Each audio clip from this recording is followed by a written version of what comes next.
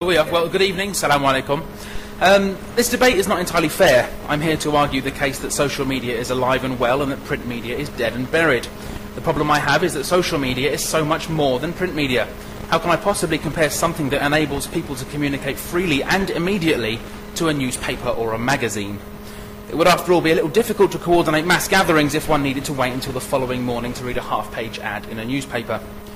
It's also unfair as social media sites enable people and companies to interact within seconds to their customers' queries or complaints. As an example, if I have an issue with my internet service provider, I can send a message on Twitter and within minutes get a response. While the agent is away finding the problem, I can make myself a nice cup of tea. Gone is the hell of a call centre.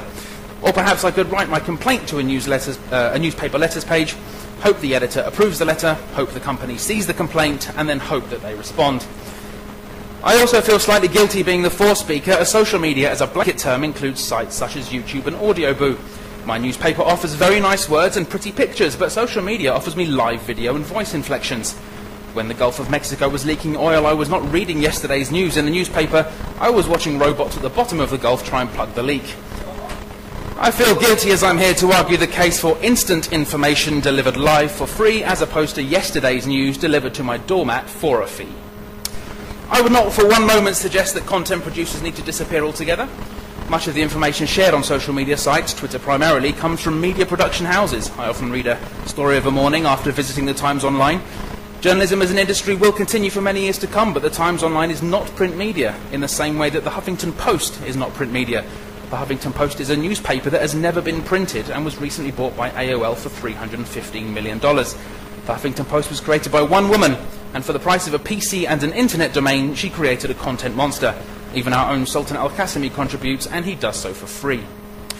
So what are the online versions of newspapers? What does a story online offer a reader? Well, in most cases it offers an article that can be shared in the click of a button to millions of people.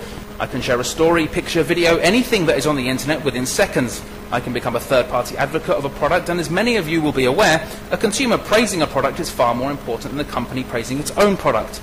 I can add my own comment, I can interact with people on the other side of the world, I can garner opinion and add my own. If I read something in a magazine, I can perhaps give a scrapbook.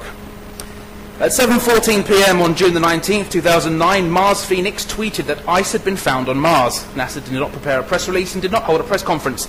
They broke the news that life could have existed on Mars via Twitter. When a Continental Airlines Boeing 737 crashed in Denver, Colorado, a passenger tweeted the news. Mumbai terror attacks, it was not the Hindustan Times, it was Twitter. Chinese earthquake, did we get the news from state media? No, it came via Twitter. It was an announcement on Twitter on May the 1st at 9:45 Pacific Standard Time from Dan Pfeiffer, the White House Communications Director, that initially brought light to the fact major news was to be announced. President of the United States to address the nation tonight at 10:30 p.m. Eastern Time. Later that evening at 11:25, Keith Urban, Chief of Staff to former Secretary of Defense Donald Rumsfeld, tweeted, "So I'm told by a reputable person they have killed Osama bin Laden." Damn. At this point, Obama was still writing his speech. It wasn't officially confirmed by traditional media until 20 minutes later, and President Obama didn't speak until 11:35. It didn't feature in print media until the following morning. But before all of this, a Twitter account tweeted the killing of Osama bin Laden without realizing what he was saying. He tweeted, "Helicopter hovering above Abbottabad at 1 a.m. is a rare event." 7 hours later, he said, "I think the helicopter crash in Abbottabad, Pakistan, and President Obama breaking news address are connected." As I finish my opening statement, I again refer to the imbalance of the argument. Everything I have discussed above takes place